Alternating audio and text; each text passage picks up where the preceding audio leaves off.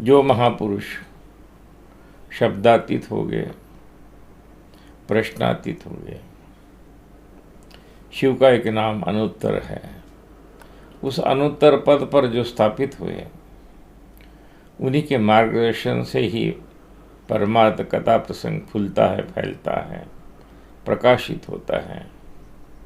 वही परमार्थ कथा प्रसंग इस मंच पर अब 8:30 से 9 बजे तक प्रस्तुत होगा। सद्गुरुनाथ महाराज की जय। मेरे मन में कुछ सवाल है गुरुदेव कि जो गुरु सेवा है, तो गुरु सेवा में अहंकार का क्षीण होना अपेक्षित है। अगर गुरु सेवा से अहंकार बलिष्ठ होता है तो निश्चित ही हमारी समझ में, हमारी साधना में कुछ भूल हो रही है, कुछ चूक हो रही है, और मैं ही गुरु सेवा में रत रहूं और अन्य साधकों के लिए गुरु सेवा का अवसर ना प्रदान करूं, ये भी मेरे लिए उचित नहीं है। क्या गुरु सेवा से अहंकार क्षीण होने के बजाय अगर बलिष्ठ हो रहा है तो उसके लिए एक साधक ने क्या करना चाहिए? गुरु सेवा के तहत हो रही है तो गुरु सेवा है, और गुरु सेवा स्वहित के लिए हो रही है तो गुरु सेवा नहीं है। बहुत बार एक बहुत ही छोटी सी ऐसी लाइन होती है, गुरु सेवा के तहत तब शुरू होती है और तब प्रसन्न होती है, प्रकट होती है कि गुरु के हृदयस्थ होकर गुरुओं के आदेश का पालन करना। गुरु सेवा का मतलब ये नहीं कि गुरु के पैर छुए, गुरु के पैर दबाए, गुरु के बदन का मालिश किया, ये गुरु सेवा नहीं है। गुरु सेवा वो है जो गुरु ने निर्देशित किए वह साधन लगन से, भाव से, प्रेम से किया जा रहा है, वो गुरु सेवा है। बाह्य सेवा स्व के अहंकार को रहित होने के लिए की जाती है। आप यदि गुरुद्वारों में जाते हैं तो जो भी सिख हैं वो परम आदर के साथ, बहुत ही तीव्रतम श्रद्धा के साथ गुरु सेवा करते हैं। उन्हें कोई संकोच नहीं है, कोई अहंकार नहीं है। बड़े बड़े करोड़पति, अरबोपति वहाँ गुरुद्वारों में सेवा करते हैं। हमारे गुरुदेव सिद्धपीठ में प्रवेश द्वार पर ही बाबा ने एक बोर्ड को वहाँ पे संकेत लिख कर टांग के रखा था। वहाँ हमारा एक शू रैक है, आज भी वो वहीं है। बाबा के समय से कई साल हो गए। तो बाबा ने वहाँ एक तख्ती लगाई है, अपने अहंकार को जूतों के साथ छोड़कर अंदर प्रवेश करेंगे तभी आप आश्रम से कुछ पाएंगे। जूते तो छोड़ दिए, अहंकार को जूतों के साथ ना छोड़े तो आप अहंकार के साथ अंदर जाओगे और अपने अहंकार का ही आविष्कार पूरे आश्रम में पाओगे। तो आश्रम आपके अंदर उतरेगा नहीं, ना गुरु तत्व आपके अंदर उतरेगा। गुरु तत्व अंदर उतरने के लिए, गुरु भाव अंदर उतरने के लिए स्वयं को खाली करना अनिवार्य है। आप खाली कर नहीं पा रहे हैं तो आपके खाली कर पाने में कोई ना कोई दिक्कत है। आपने टिकट लिया है दिल्ली का और आप तमिलनाडु की गाड़ी में बैठे हैं, आप कभी भी दिल्ली पहुंच नहीं पाओगे। ट्रेन चेंज कर लीजिएगा, अभी भी वक्त है। प्लेटफॉर्म से छुट्टी वाली दिल्ली की तरफ जाने वाली ट्रेन में बैठ जाएं तो आप दिल्ली को आप जा सकते हैं। बहुत बार साधक ये भूल जाता है कि वो साधक है। साधना का अर्थ है साधना है, और उस भाव को निरंतर बनाए रखने के लिए विश्वास, श्रद्धा, निष्ठा और प्रेम की आवश्यकता है, और ये क्रम क्रम से विकसित होती है। जैसे जैसे अंतर में गुरु भाव प्रकट होना आरंभ होता है, ऐसे ऐसे अहंकार क्षीण होना आरंभ होता है, और जैसे जैसे अहंकार क्षीण होना आरंभ होता है, अपने अस्तित्व का संदर्भ समझ में आना शुरू होता है। इस अलौकिक विश्व में मेरा कोई भी अंश बहुत बड़ा मायना नहीं रखता। इस भाव से जब आप स्वयं में साधनरत होते, क्रियाशील होते हैं, तभी आंतरिक शुद्धि आरंभ होती है। एक साधन स्वयंभू स्वयमेव घटित होने वाला है, वो सिद्ध साधन है, और शक्तिपात के माध्यम से शक्ति के अलौकिक इच्छा शक्ति, ज्ञान शक्ति, क्रिया शक्ति, अनुग्रह और निग्रह के माध्यम से साधक के अंतर बाह्य परिवर्तन शुरू होते हैं। सिर्फ शर्त यह है कि साधक को शक्ति के अधीन होना है, शक्ति को समर्पित होना है, और शक्ति को शरणागत होना है। ये धीरे धीरे घटित होने वाली प्रक्रिया है। यहाँ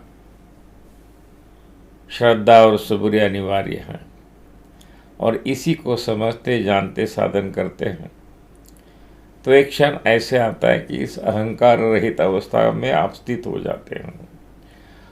अहंकार का कोई अस्तित्व नहीं, ना कभी वो सिद्ध होता है। गहनतम निद्रा में, गहनतम नींद में आपके अहंकार का अस्तित्व क्या है, आप कौन हैं? ना पुरुष है, ना इसका भान है आपको, ना स्त्री होने का एहसास है, आपके होने का कोई एहसास ही नहीं है। एक नीरव शांति है, नीरव स्तब्धता है, अज्ञान का साम्राज्य है। आपके होने का आपको एहसास है गहनतम निद्रा में भी, तो वो गहनतम निद्रा नहीं, वो समाधि है, और उस स्वयंभू स्वस्थिति को आप अनुभव कर रहे हैं। ये आपकी जागृत अवस्था है, ये आपकी सतर्क अवस्था है, और इसी को आप साक्षात्कार की अवस्था भी समझ सकते हैं। तो साधक को चिंतन मनन करके अपने स्वभाव को, अपनी आंतरिक स्थिति को समझ लेना चाहिए। गुरु तत्व है, गुरु व्यक्ति नहीं है। उस तत्व के साथ आप जब संबंधित हो जाते हैं तो आप सिर्फ अकेले नहीं हैं, कई साधक इसी माध्यम से उस तत्व के साथ जुड़ जाते हैं। साधना कोई ईर्ष्या का विषय नहीं है, साधना कोई राग द्वेष तिरस्कार घृणा का विषय नहीं है। साधना परम शुद्ध समर्पण एवं शरणागत की अवस्था है, और इस अवस्था को आप समझ के साथ, अनुभूति के साथ जुड़ जाते हैं तो साधन कठिन नहीं है। साधन कठिन हम बनाते हैं हमारे नासमझी की वजह से, दुराग्रह के माध्यम से, अति आग्रह के माध्यम से भी हम उस साधन को समझ नहीं पाते। ये संसार गुरु तत्व के माध्यम से और गुरु तत्व के अधीनता से ही संचालित है, क्रियाशील है, गतिशील है।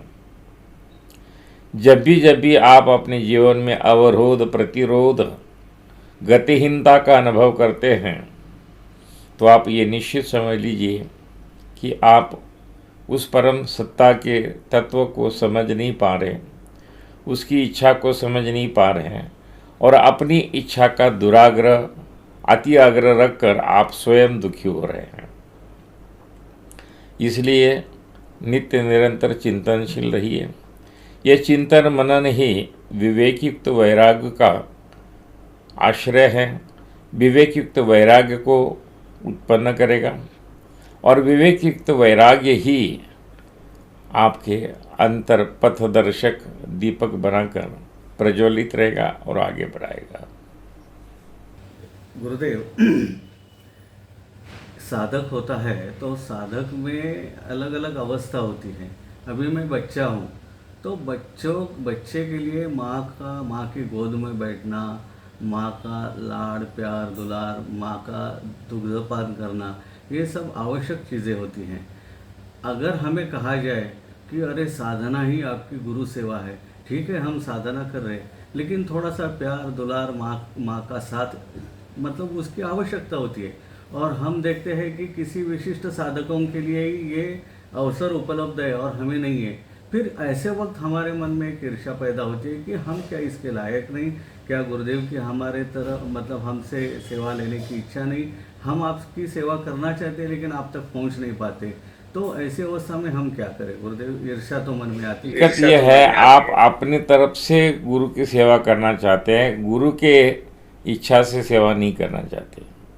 यह समझने का प्रयास कीजिए, गुरु इच्छा से सेवा करना सेवा है, अपनी इच्छा से गुरु सेवा करना यानी गुरु पर वो सेवा लादनी जैसी है। आपके स्वभाव को, आपके अंतरंग को, आपके अंतर कर्मों को गुरु तत्व भली भांति जानता है और उसी के मुताबिक वो आपकी साधन प्रणाली को संचारित करता है, संरचित करता है और उसी माध्यम से उसका व्यवस्थापन होता है। ये बिना समझे हम बहुत कुछ समझते हैं, बहुत कुछ जानकार हैं, इसी भ्रम में आप अपने ढंग से साधन करना चाहते हैं, वहाँ दिक्कतें पैदा होती हैं। गुरु आज्ञा पालन क्या है इसका एक मिसाल देता हूँ।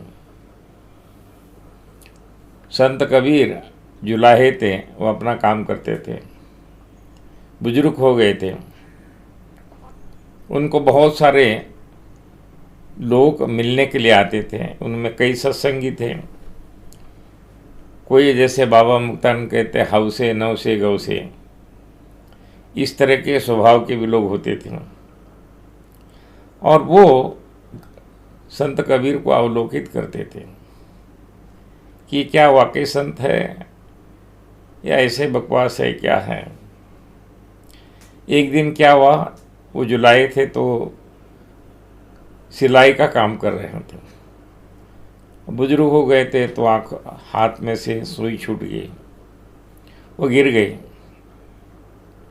उन्होंने अपने बेटे को आवाज़ दी, कमाल बेटे बोले लालटेन लेके आ, मेरी सुई यहाँ गिरी हुई है, देख ले कहीं मिलती है तो। कमाल उठ के अंदर चले गए अपने कमरे में, अपने मकान में। उन्होंने लालटेन जलाई, लालटेन जला के लेके आए। सभी लोग देख के हैरान थे कि दिन का उजाला है। जो वहाँ बैठे हुए देखे हुए थे उनको भी वो सुई नजर आ रही थी। कमाल लालटेन जला के लेके आए, ढूंढते ढूंढते जहाँ सुई थी वहाँ उन्होंने सुई उठाई, लालटेन को बाजू रखा और संत कबीर के हाथ में सुई पकड़ाई और लालटेन अंदर जाके लेके बुझा के वहाँ रख दी।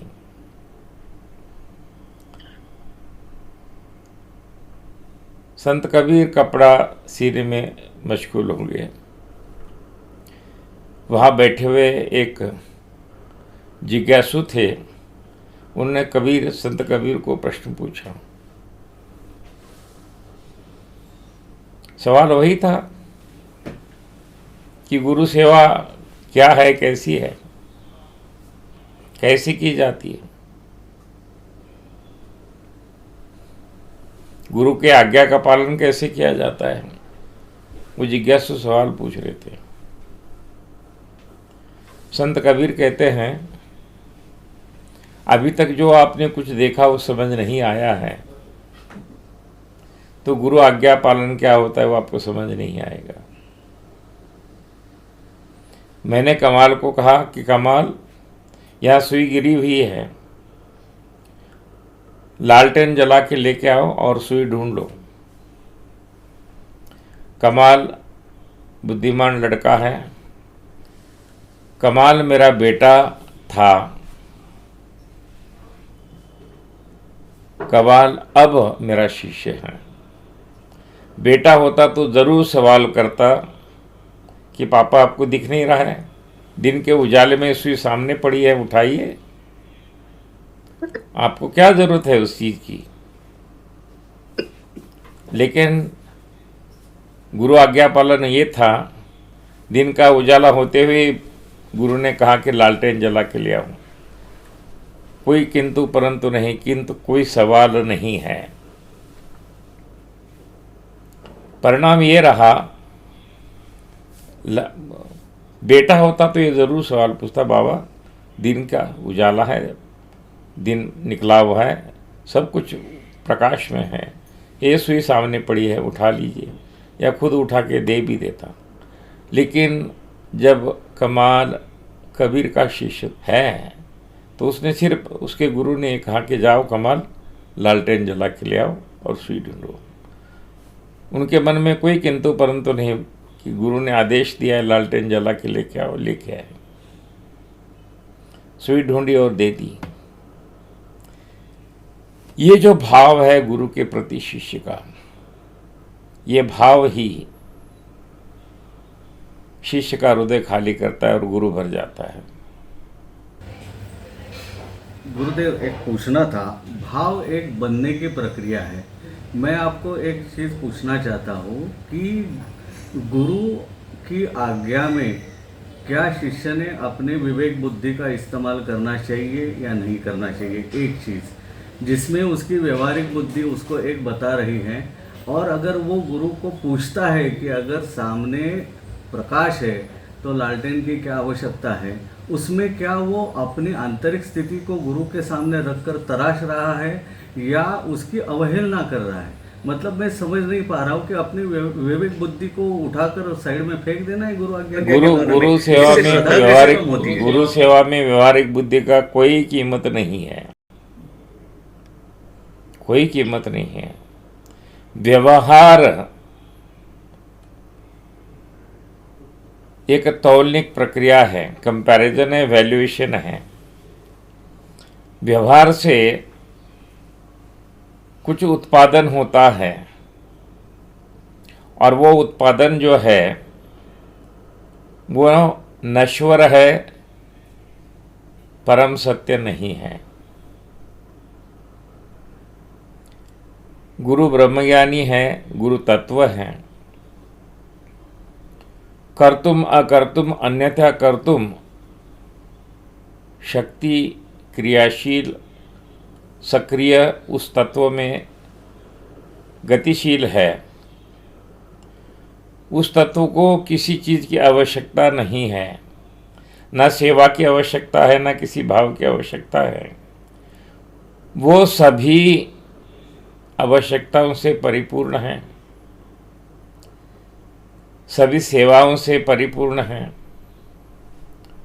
कोई आवश्यकता नहीं, अपने आप में परिपूर्ण है। ऐसे तत्व को कोई आवश्यकता नहीं, कोई ज़रूरत नहीं है। उसका अवतरण सिर्फ हमें बोध कराने के लिए है। यहाँ व्यवहारिक तत्व बहुत बड़ा मायना नहीं रखते।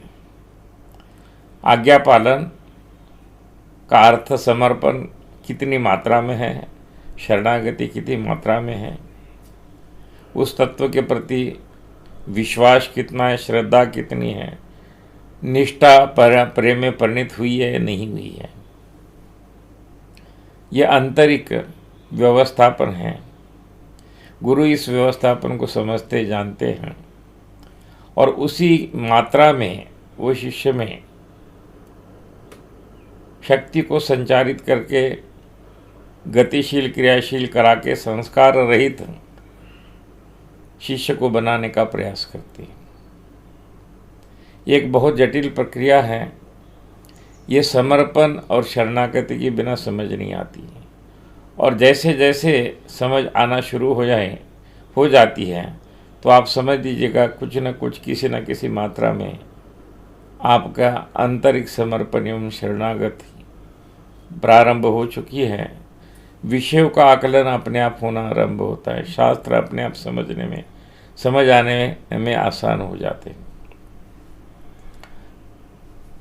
गुरु को सिर्फ स्थूल देहधारी समझना गलती है। उसका आंतरिक विश्व, अंतर्विश्व, विश्वव्यापी, विश्वोत्तीर्ण, विश्वातीत है, और वो उनके कृपा बिना आपको समझना संभव नहीं है। बहुत बार व्यवहारिक स्तर पर ही गुरु को समझने का प्रयास करते हैं, और व्यवहारिक स्तर पर ही गुरु को समझकर अपने बुद्धि का विलास एवं अपनी समझ के मुताबिक, अपनी समझ इतना ही गुरु समझ आता है। ये दिक्कतें हैं। गुरु को समझने के लिए स्वयं को खोना पड़ता है। स्वयं को खोने का मतलब अहंकार को खोना पड़ता है। हमारे अहंकार के साथ हमारे गुणों से युक्त बुद्धि है, गुणों से युक्त चित्त है, गुणों से युक्त मन है, गुणों से युक्त संस्कार है, और गुणों से युक्त अहंकार है। यही कारण है कि वो तत्व हमेशा अबोध रहता है, और उसको समझने के लिए उन्हीं की कृपा के माध्यम से, उन्हीं की दृष्टि प्राप्त करके उनको समझा जाता है। कई जगह तरल, पारदर्शी, सूक्ष्म बुद्धि है, पूर्व जन्म का तीव्रतम साधक है और साधना है, उन्हें तुरंत प्राप्त हो जाता है। ऐसे बहुत अलौकिक, अद्भुत उदाहरण इतिहास में है, और इतिहास बहुत पुराना नहीं, वर्तमान है। भगवान रमन महर्षि अपने उम्र की 13 साल में सिद्ध पुरुष थे। गोंदलेकर महाराज अपनी उम्र की 13 साल में सिद्ध थे। संत एकनाथ महाराज अपनी उम्र की 13 साल में सिद्ध थे। 13 साल के लड़के को बहते हुआ नाक साफ करने की अकल नहीं होती, और ये 13 साल में सिद्ध थे। तो उनके मनोबुद्धि, चित्त, समर्पण और शरणागति की पराकाष्ठा का अंदाज आप लगा सकते हैं कि उन लोगों ने किस तरह की श्रद्धा, निष्ठा, प्रेम का आंतरिक विकास हो चुका था। यही आंतरिक विकास के लिए जो साधना की आवश्यकता है, वो साधन करता रहे, चिंतन करता रहे, मनन करता रहे, तो उसकी दिशा सही है, उसको प्राप्त भी वही है, और उसी प्राप्तव्य के लिए गतिशील होना, सक्रिय होना और पुरुषार्थ के साथ प्रयत्नशील रहना, ऐसे ही साधक को गुरु कृपा भी प्राप्त होती है। और धीमे धीमे आत्यंतिक गुरु कृपा का परिणाम वो साधक स्थिर होना शुरू होता है। अंतरिंग स्थिति स्थिर होती है, चित्त स्थिर हो जाता है, मन स्थिर हो जाता है। कर्म क्षय के साथ साथ संस्कार क्षीणता तीव्रतम होकर धीरे धीरे साधक अपने स्वस्वरूप की तरह अग्रसर होता है। ये साधक की अपने ऊपर की गई कृपा है, और ऐसे साधक पर गुरु कृपा बहुत सहजता से, सरलता से हो जाती है। गुरुदेव, क्या जिज्ञासा श्रद्धा को हानि पहुंचाती है? जिज्ञासा सतर्क होनी चाहिए, कुतर्क नहीं होनी चाहिए। सतर्क जिज्ञासा है तो आपका आंतरिक विकास बहुत आसानी से होता है। जिन संतों के नाम लिए मैंने, वो भी सतर्की, तार्किक थे, और उनके तर्क की परिपूर्णता, उस तर्क का जो फल था वो परिपूर्ण प्राप्त हुआ, तो तर्क छूट गए। मेरा लक्ष्य पूरा हो गया तो उसके सारे प्रयास निष्क्रिय हो जाते, निष्फल हो जाते, पता, क्योंकि फल की प्राप्ति हो चुकी। मैं अपने गंतव्य स्थान पर पहुंच गया तो सभी संसाधन अपने आप छूट जाते हैं, उनको छोड़ना नहीं पड़ता। गुरुदेव, एक शिष्य ने क्या गुरु की सेवा करने के अवसर के लिए अपेक्षा रखनी चाहिए, और गुरु से कई साल हो गए वो सेवा का अवसर प्राप्त नहीं हो रहा है, इसलिए उसने अरे तड़पते अपनी रहना चाहिए। अंतरिंग जो साधन है वो सबसे बड़ी श्रेष्ठ गुरु सेवा है। गुरु ने मंत्र दिया है जाप करो, गुरु ने साधन बताया वो करते रहो, ये गुरु सेवा है। गुरु की लौकिक सेवा बहुत अहमियत नहीं होती, गुरु की अंतरंग सेवा महत्व रखती है। गुरु ने दिया हुआ साधन हम किसी कबड़ में रख देते हैं, गुरु दीक्षा लेके रख देते हैं और अपने स्वभाव के मुताबिक गुरु के साथ व्यवहार करते रहते हैं, गुरु के संदर्भ में छिद्रान्वेषण करते रहते हैं। गुरु को यह समझ नहीं, गुरु को यह अकल नहीं है, सामने नहीं पीछे जाके वही बात करते हैं। ये कोई मैं आज की बात नहीं बता रहा हूँ, ये भगवान नित्यानंद के समय से, उनके पहले से भी चलता आ रहा है। जो व्यक्ति जिस गुण का है उस गुण से प्रभावित होकर उन्हीं गुणों का विकास करता है और उन्हीं गुणों को प्राप्त होता है। गुरु तत्व के गुणों को लेने के लिए अपने आप को खाली करना पड़ता है। 5 लीटर दूध लेना है तो 5 लीटर का बर्तन खाली होना चाहिए, तब जाके 5 लीटर का दूध दिया जाता है। गुरु को धारण करने के लिए शिष्य को खाली होना पड़ता है और कोई शिष्य खाली होने को राजी नहीं होता। और जो खाली होने के लिए प्रयत्नरत है, क्रियाशील है, तो वो शिष्य शिष्यत्व के रास्ते में आगे अग्रसर है। कलियुग का एक परिचय है। मेरे अवधूत मित्र थे, हम उत्तरकाशी जब रहते थे तो लक्षेश्वर से भिक्षा के लिए हम क्षेत्र जाते थे। पंजाब सिंध क्षेत्र और काली कंबली क्षेत्र, 2 क्षेत्रों में हम भिक्षा लेते थे। तो उजेली एक मार्ग है, उजेली एक ऐसा एरिया है परिक्रम, उत्तरकाशी और गंगोत्री के रास्ते में है। उत्तरकाशी की तरफ से उत्तर की तरफ चलते हैं तो बाएं बाजू आता है और लक्षेश्वर से हम उत्तरकाशी की तरफ चलते तो दाहिने बाजू आता है। तो जब हम उत्तर का लक्षेश्वर से उत्तरकाशी की तरफ चलते थे तो सभी आश्रमों की श्रृंखला दाहिनी बाजू आती थी। तो अवधूत मेरे मित्र थे, वो खप्पर अपने सर पे डाल के, अवधूत होते, वो चलते चलते बात करते थे। देखा गुरु, बोले कुछ किया नहीं तो इतना हुआ, कुछ करोगे तो कितना होगा। और बड़े हंसते थे जोर जोर से। जैसे जैसे आगे बढ़ते उन आश्रमों की तरफ देख के कहते क्या बड़ा ज़माना आ गया, क्या समय आ गया।